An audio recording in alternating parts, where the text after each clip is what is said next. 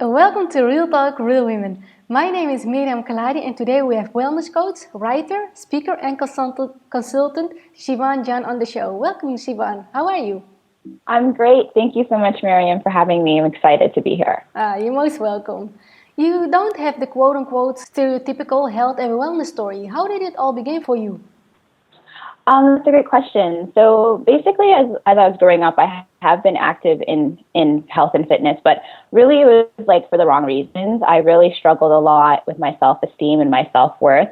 So I would participate in health and sports activities, but it was really about trying to change my body. So thinking that if I change the outside that I'll feel better, but I realized that that is the wrong way to go about it. So back in 2008, I joined a boot camp called Hourglass Workout. And, originally I thought, this would be a good way to work out and, get a great body. But I got so much more out of it, realizing that health and fitness is really about a lifestyle. And it introduced me to the whole way of living, of holistic living, holistic nutrition. From that point, I was inspired to become a personal trainer. I'm studying holistic nutrition now, and it really gave me the opportunity to start turning inward and confronting my issues with anxiety and body image and self-esteem. Yeah. So where I say it's not the stereotypical stories, like a lot of times people will, think that they'll lose weight or, that they've sort of come and they realized, hey, I'm going to be healthier now. But for me, it really was really taking the time to understand the importance of your mindset and how that really can impact the way that how you feel about yourself overall. Great. And you talk about how words don't have power unless you believe them. Can you explain what you mean by that? Yeah, that's a great question. So basically what I mean by that is that if you have negative thoughts about yourself, what we think has so much and immense power. So if you tell yourself that you're not worthy or that you're not beautiful, then a lot of times you'll realize that that's how you feel, right? So if you go about and turn inward and say, if I'm awesome, like recognize what are the things about yourself. Even if you can't see them, start by just, looking in the mirror and affirming and saying, I approve of myself. I think I'm great. I am enough. Because that is really what will take you to the next level. So I kind of believe in the fact that the universe will meet you where you are. So if you are in a state of constant worry, constant stress, and everything around you, you're constantly thinking, I'm not enough, I'm not worthy, you'll tend to notice that that's what your outlook looks like. Your energy is gone. People will pick up on that. But the moment that you smile, when you see someone who's smiling, you're like, wow, they look happy. You start feeling happy. So I would say start with, changing that internal dialogue and telling yourself that you're awesome. Keep telling yourself, tell someone else that they're awesome as well too. And that will give you that internal strength, and that will have the power to kind of propel you forward. I love the mindset. You wrote a blog post recommending people to stop saying I'm fine when someone asks them how they are. What should they say instead, and why? Well, basically what inspired that blog post was I grew up a lot telling people, hey, and they ask you that question, hey, how you're doing? And I would just say, I'm fine. And a lot of times it wasn't always true. I would just say just this blanket statement, or I'm fine. Or even if I was feeling great, I would just kind of not really use that as an opportunity to express how I'm feeling. And what I was trying to convey with that blog post was that it's okay sometimes to be vulnerable and let people know that if you're struggling with something, that it's okay to say, hey, I'm kind of going through some stuff right now. I'm okay. But you don't have to mask your feelings, right?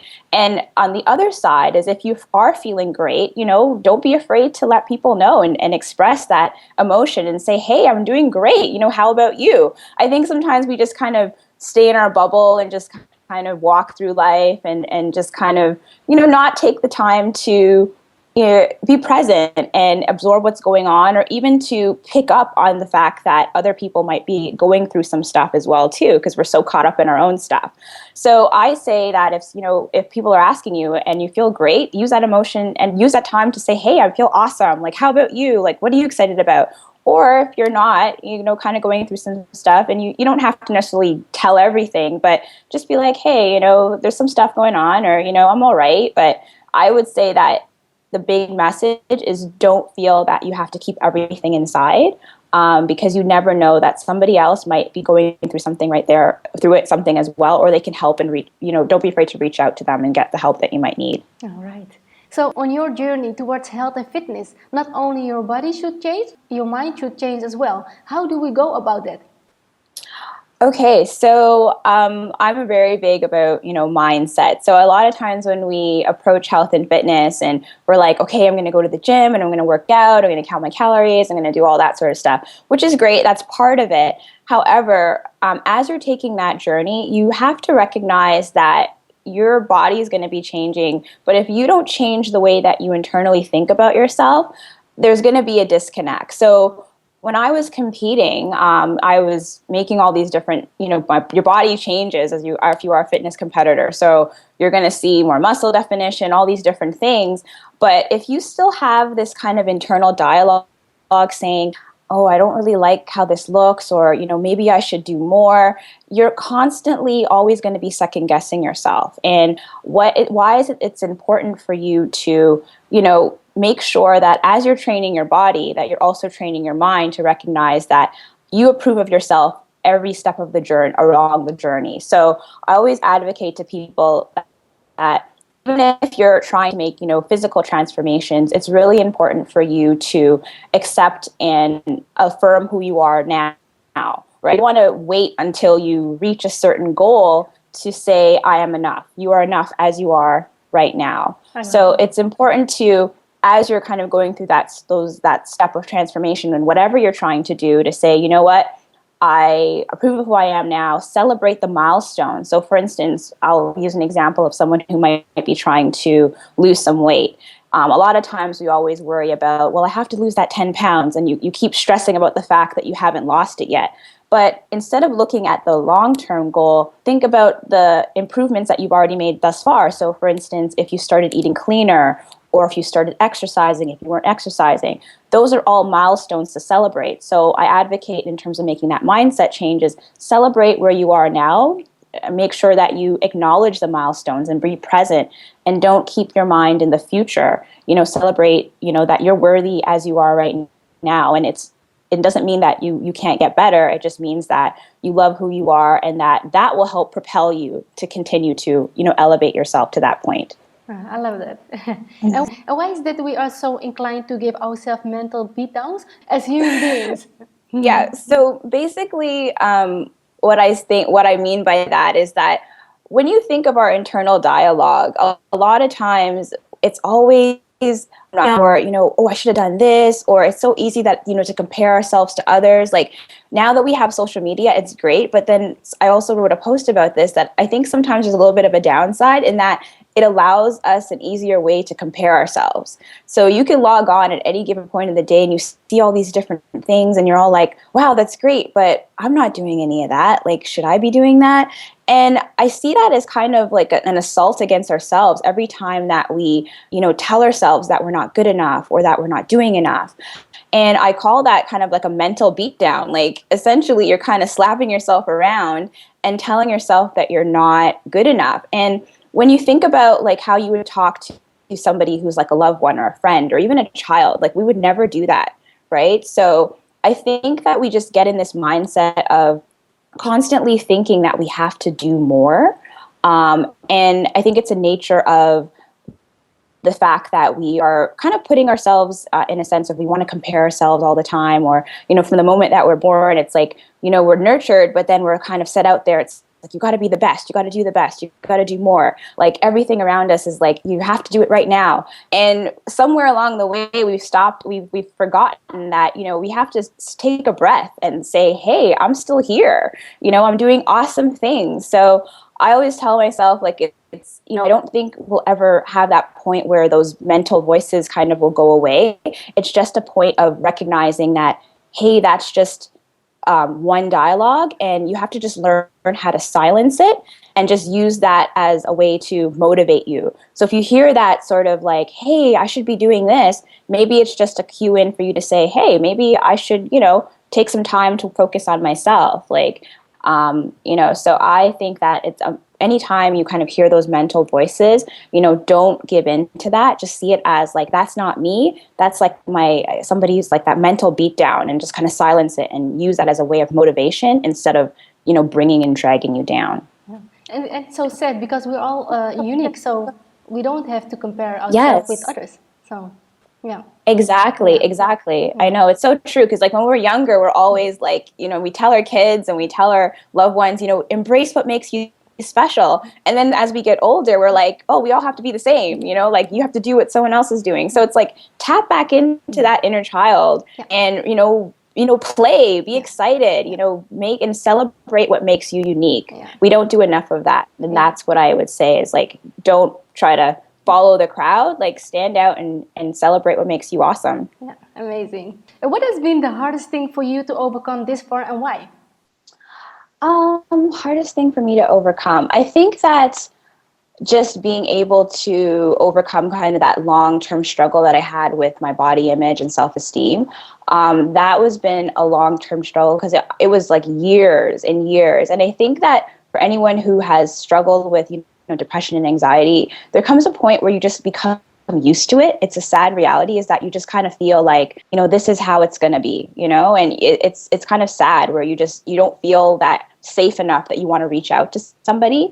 So that was a hard struggle, because for the sheer reality is that I felt that I couldn't reach out to folks. And I think once I got to that point where I realized there's strength in vulnerability, like it seems like it's a weakness, like we're grown and we're taught to say like, no, you can't say what you mean, like that's going to make you look bad. But no, it actually makes you stronger, because you are revealing yourself at, your rawest moments, right? And once you do that, it's almost that it will take away all of that, the negative pain and the shame that you feel, because it's essentially opening up yourself, and that's what makes it better. And when you're struggling with like those kind of those issues, the reason why you kind of stay stuck is because you're not saying anything. So you're basically living in your head, So, and like I mentioned again with the mental beatdown, so here you are, it's scared and you're feeling alone. And then you have these voices telling you, basically affirming everything that you already, doubt about yourself. So the fact that I was able to kind of come through that, being able to start sharing my story, it was very difficult, because it's something I struggled with for a long time. And I think when you go through those things, it's not like, oh, it's done and I'm great.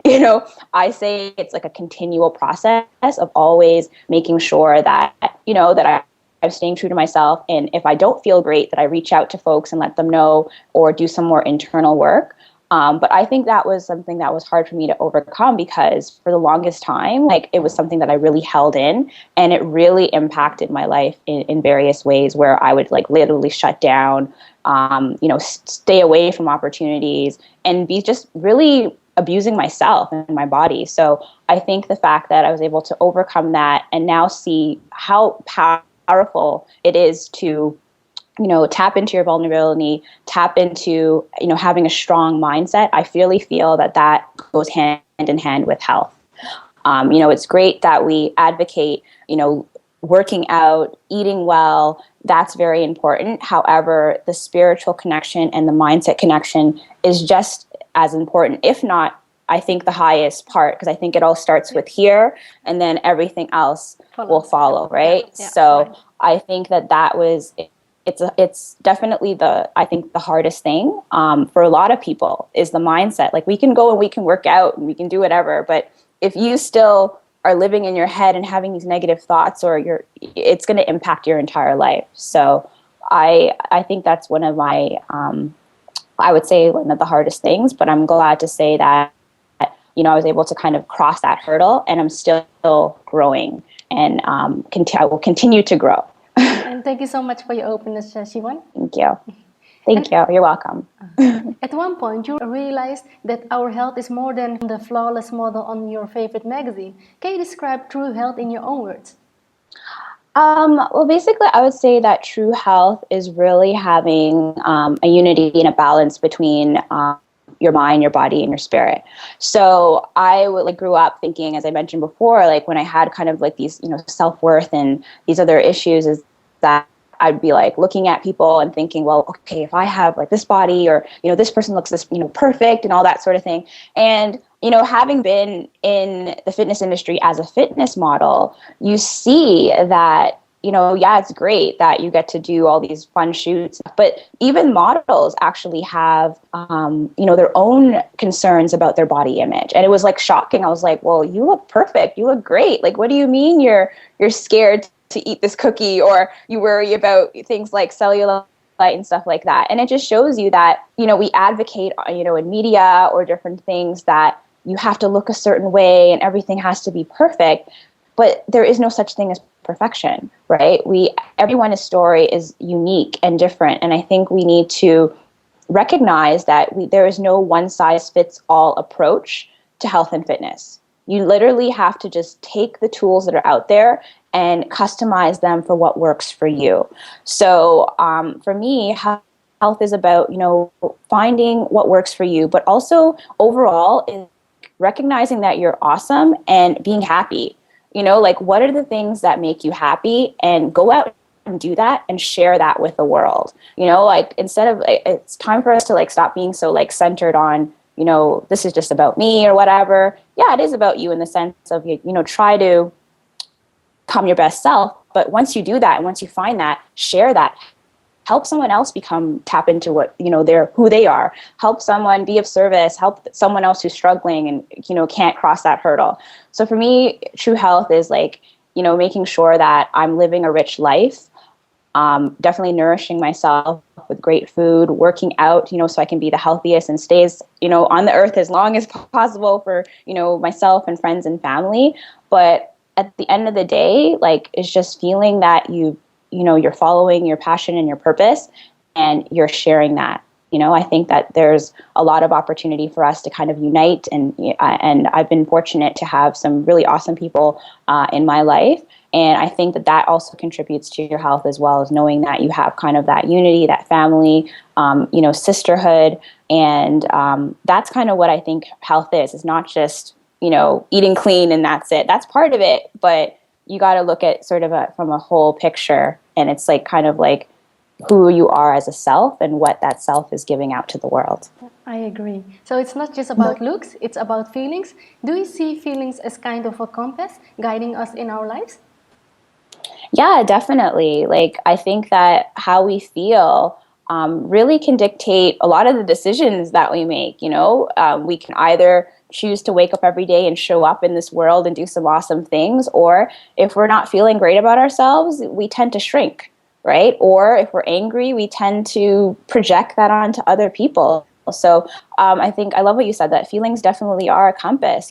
How you feel about yourself internally typically is how you will project that outward to the world. So if you don't feel that great, you're going to walk around through the world, in a way that is not authentic, because you are not tapping into the real person that you are.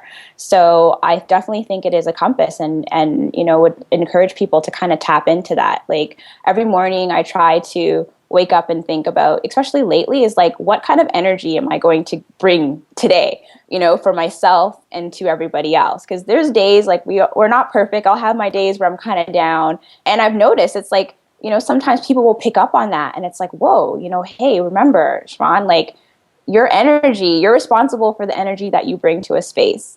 So your feelings, or how you feel, definitely play a big part of that. So if you want to interact with people with love and, feeling great, think about how you're doing that. Are you interacting with love and feeling awesome or inspiring people, or are you kind of down and, being negative? So I would say that yes, like, feelings and where you go in life are definitely go hand in hand. And good feelings are waiting for us at the other side of our comfort zone, right? How do people break yes, through they are. How do people break through their fear of change? Well, I think the thing about change is that the main thing is that it's the unknown. It's great. Why we don't want to do anything different is because it's safe to be in the bubble. Like, we're scared of not knowing. We always need to know what's going to happen, right? But I would say the best way to break through is literally you just have to start. You have to, I think when we think of change, think that it has to be like this huge like thing, and that you have to know the blueprint before you get started. And the way that I see it, it's kind of like when you're reading a book. You don't know the ending when you start the book. You just are excited to start it. You know, like kind of a little bit of what the story might be, but you have no idea what the plot is going to be like, the twists and the turns. Every chapter is different, and you keep going because you want to know what the end is. And that's how I see change, is that you kind of have to see it as like your life is like this big journey of a story. And in order to, you know, cross that hurdle and make that jump into something different that you want to do, you just have to start. You don't need to know where you're going, you know, just trust yourself, and know that it's going to be okay. You know, whatever step that you make, like mistakes are, you know, opportunities to learn. Or I actually don't even think of it as a mistake. Just look at it as a learning opportunity. It's like, hey, I learned something. What is the lesson? Document it, move on, right? So for folks that are scared of change, I would just say that, you know, just start. Just even if it's just taking a small step, if it's like wanting to go to the gym and you're scared to do it, just sign up for a class, you know, just try it, take it one day at a time, and don't worry about the outcome. Worry about, focus more on the journey versus the destination. If you could only spend 5 minutes with someone who was in a bad place in their lives, what would you teach them? Oh, that's a great question. So basically, I would teach them the power of just kind of like affirmations, and taking that time to be present. So a lot of times when we're in a bad place, we're kind of just in our head a lot. You know, we're thinking about all the bad things that are happening to me, and it's very like me focused, right? You know, which it makes sense, because you're feeling horrible and you're just thinking like, oh, this is awful. But I would basically, you know, tell that person, like, take some time to just write down some of the awesome things that are happening in your life. Like, even if you're having a bad situation, like, what are some good things that are happening to you right now? You know, kind of put it in the bigger picture. Like, and if, you know, you can't by any means think of something, go to somebody that you love, that is a friend of yours, your parents, you know, family, friends, and say, what is it that you think is awesome about me? You know, like, what is it that you love about me? And I've even done this sometimes when you're just having a bad day and you're just like, hey guys, like, what is it that is cool about me? Like, what is, you know, like, just kind of think about, like, and it'll sort of immediately kind of bring you back up and saying like, hey, like, even if I can't see these things, look at all these awesome things that other people are saying about myself. And use that as kind of like your own internal like affirmations. Like, go in front of the mirror even and say them, you know, repeat them to yourself several times a day. Go back to that list if you're feeling having a bad day and be like, hey, I'm having a bad day, but look at all this cool stuff that all these people are saying that I'm awesome, right? So I would say it's kind of like, if someone's having like sort of feeling down on themselves, I really want them to kind of get out of their head and kind of look at the bigger picture and say, you know what, this situation is bad, but you as a person are not bad. And I think that's the main thing, is that a lot of times when bad stuff happens, we start to think, no, I'm a bad person. No, you're not a bad person. What's happening might be, you know, not great, but you are awesome. So let's tap into what that is, and like, let that situation that's happening, just let that be as what it is, a situation. It's not a reflection of who you are. Amazing, fantastic. Where can people go to learn more about you online? Well, I have a website. It's chivonjohn.com. I'm also very active on Twitter, and my handle is chivonjohn. And I'm also on Facebook. So it's facebook.com. Chivonjohn fan page is the page. And I will make sure to put all the links below this video. Great. Thank you so much for this opportunity. You're most welcome. Is there anything else you would like to cover today that you feel we've missed?